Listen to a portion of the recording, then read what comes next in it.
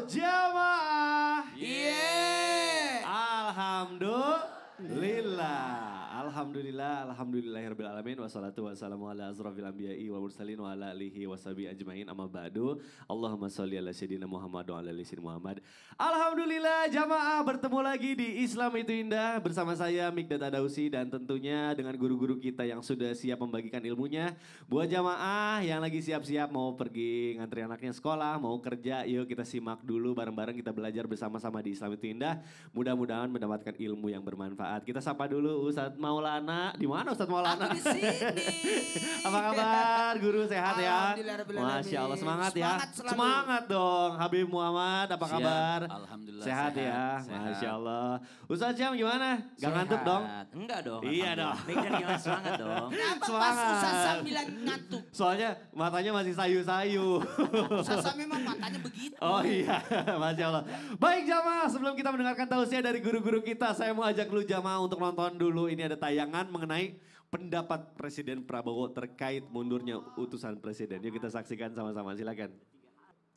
Ya, semoga nggak terulang lagi kejadian seperti itu ya Mas ya. Betul. Dan harusnya jadi contoh dan panutan yang baik ya Mas ya. Nah itu dia, karena ini lagi viral di mana-mana, setiap buka sosial media pasti ada berita mengenai ini atau apa ya parodi-parodinya gitu. Jadi pelajaran buat kita gitu, bukan hanya sekedar viral, bukan hanya jadi ajang sensasi supaya kita bisa apa ya dapat keuntungan dari itu, tapi kita juga harus belajar sesuatu yang paling berharga. Ya betul Iya, Ustaz Maulana? betul Iya. Bu. Kalau Ibu menyikapinya seperti itu ya Bu. Iya. Tapi kan ibu-ibu yang biasa mulutnya nggak bisa ditahan. Insya Allah. Insya Allah bisa ya Bu Bisa, ya. iya. Kan kita belajar terus. Belajar, Ibu apalagi namanya, iya. Namanya siapa Bu? Ibu Eki Ibu Eki. Ibu Eki Iya. dari mana? dari Bandung. Oh di Bandung, tepuk Iya. tangan dulu dong buat Eki dari Berarti aku Bandung. bisa nanya Ibu nih, kumaha ada Mang? Waduh. Alhamdulillah. Saya? Sawalerna. Ah, bingung kan? Bisa nggak ya? So ide Bingung sih. kan? Baik Ibu, terima Iya, kasih ya. terima Boleh saya kasih. silakan duduk kembali. Masya Aku Allah. baru belajar itu. Sawalerna tuh sebaliknya. Oh sebaliknya, ya Allah. Baik susah Ustadz juga. Maulana silakan tanggapannya.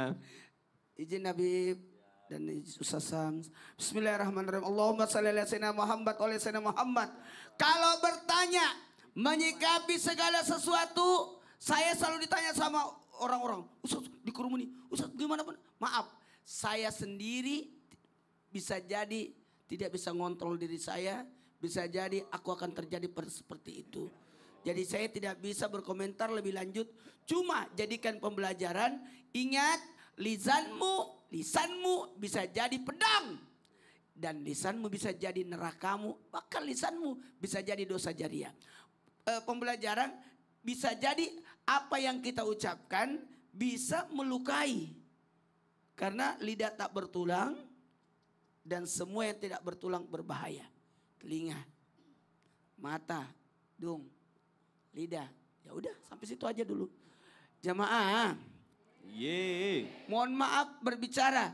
Bahkan hati-hati, di mulut kita bisa jadi dosa jariah. Mana dosa jariahnya? Mohon maaf ya. Astagfirullahaladzim tanpa menggurui. Di lidah ini ada dosa namanya ghibah. Oh iya betul. Kita ngomongin orang berbuat dosa. Berhenti, stop ngomongin orang berbuat dosa. Nah itu dia. Stop. Kenapa? Bisa jadi beliau sudah tobat, tapi kita yang kena. Astagfirullah. Kalau belum dimaafkan sama orang yang kita gosipin, Betul. selama itu kita dapat dosa jariah. Apalagi kalau kita sudah ngomongin memfitnah orang, sampai sudah menyebar kemana-mana, merusak nama baik orang, maka kita yang dituntut. Aduh ya Allah, kadang mulut ini ya, lidah ini suka susah gitu Makanya Ustadz. lidah ini ditutup dengan 2 pagar. Apa aja tuh Ustadz? Pagar yang lembut dan pagar yang kasar. Maksudnya gimana Ustadz? Gigi yang kasar, mulut yang lembut. Oh baik. Terima kasih guru Ustadz Maulana, boleh tepuk tangan dulu dong Bu. Masya Allah pengingat buat kita semua ya. Kalau Ustadz Maulana tadi bilang katanya para perempuan nih biasanya mulutnya suka nggak bisa dikendalikan. Padahal ya laki-laki juga kalau udah nongkrong sama aja. Bapak-bapak juga. Baik Masya Allah jamaah di pagi hari ini kita akan membahas sesuatu yang penting banget. Kalau saya lihat nih jamaah yang sekarang datang di sini hampir 70%, 80% perempuan semua. Nah ini sisanya laki-laki. Nah ini pas banget nih karena saya pernah dengar juga ya atau misalnya orang tua zaman dulu itu pernah ngomong kalau misalnya rambut kita rontok, perempuan nih terutama ya, harus dikumpulin katanya, nggak boleh dibuang sembarangan. Nah terus kalau misalnya potong kuku itu juga jangan dibuang sembarangan. Saya tuh sampai sekarang suka bingung. Cuma katanya nih jamaah yang di rumah juga nih hati-hati karena ada beberapa hal yang tidak boleh dibuang sembarangan karena bisa jadi media sihir terutama untuk wanita. Pas banget hari ini Islam itu Indah akan mengangkat tema yang luar biasa. Temanya adalah hati-hati wanita saat membuang ini. Masya Allah, boleh tepuk tangan dulu untuk tema kita hari ini jamaah. Nah sebelum kita masuk ke pembahasan saya mau ajak dulu jamaah untuk nonton dulu. Ini ada tayangan mengenai botol berisi foto perempuan di atas makam. Astagfirullahaladzim, yuk kita saksikan sama-sama. Silakan. Waduh kalau zaman kapan itu ya foto ditaruh di makam. Kalau sekarang kan foto diupload di sosmed gitu ya. Kalau misalnya bicara soal media sihir Bib. Kalau misalnya itu kan tadi bentuknya fisik gitu yang mungkin jadi media sihir buat dibaca-bacain apa gimana gitu ya. Tapi kan zaman sekarang orang bebas aja masukin foto-fotonya di sosial media gitu. Nah apakah dalam Islam juga sihir ini bisa masuk melalui media yang bukan hanya fisik gitu tapi juga media sosial. Nah ini mohon penjelasannya Habib, silakan. Baik. Assalamualaikum warahmatullahi wabarakatuh. Waalaikumsalam warahmatullahi wabarakatuh. Bismillahirrahmanirrahim. Allahumma salli wa sallim ala Sayyidina Muhammadin wa ala ali Sayyidina Muhammad. Izin Ustadz Maulana, Ustadz Syam, Mikdad dan semuanya ibu-ibu. Mudah-mudahan kita semua mendapatkan inayah dari Allah Subhanahu wa taala. Amin amin ya rabbal. Berbicara tentang foto berhubungan dengan jin. Media apa saja sebenarnya nih? Media apa saja bisa dipergunakan untuk melakukan sihir dan mengenalkan kepada jin tersebut. Media apa saja? Nah termasuk media, makanya perempuan itu harus lebih hati-hati. Termasuk juga media foto. Foto, baik itu foto foto yang dicetak, Ya. baik itu foto yang dicetak atau juga foto yang ada di media sosial. Digital kata Ustadz Maulana, Masya Allah. Saya baru tahu itu namanya digital.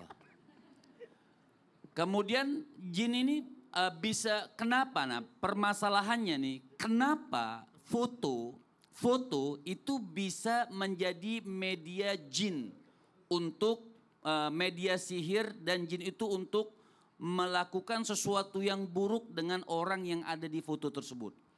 Jin ini bisa mengendus. Jin bisa mengendus, jadi dia tahu. Jadi orang itu makanya kalau orang kedukun, pasti dukun itu kalau nggak minta sesuatu di dalam orang yang mau dituju, disihir, juga termasuk foto. Tapi jin nggak pinter-pinter banget, bodoh-bodoh juga itu jin. Karena jin juga suka salah alamat. Misal foto orang udah tua, dikasih foto yang masih muda, itu jin bingung mana mencari orangnya. Jadi sebenarnya jin juga bukan orang yang bukan zat yang pinter-pinter banget. Makanya kita sering dengar banyak juga jin yang salah alamat. Gitu. Bener banget Bib. Banyak. Apalagi sekarang banyak aplikasi edit kan. Betul. Aslinya misalnya kulitnya mohon maaf agak gelap. Hitam, Edit jadi glowing. putih banget. Nah jinnya bingung. Jinnya nyari alamat bingung muter-muter.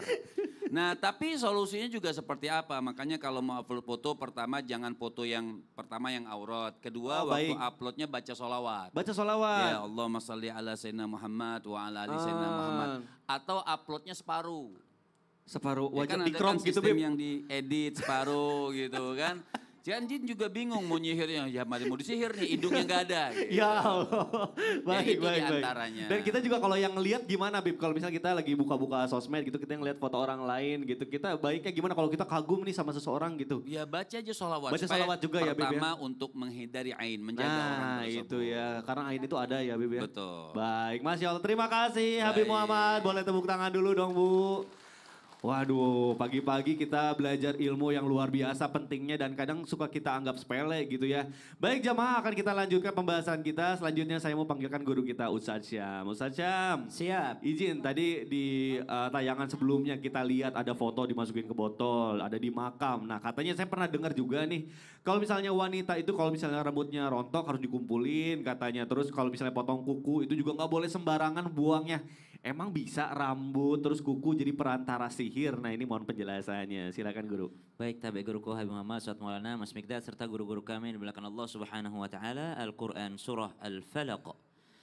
A'udzu billahi minasy syaithanir rajim. Bismillahirrahmanirrahim. قل أعوذ برب الفلق من شر ما خلق ومن شر غاسق إذا وقب ومن شر النفاثات في العقد ومن شر حاسد إذا حسد.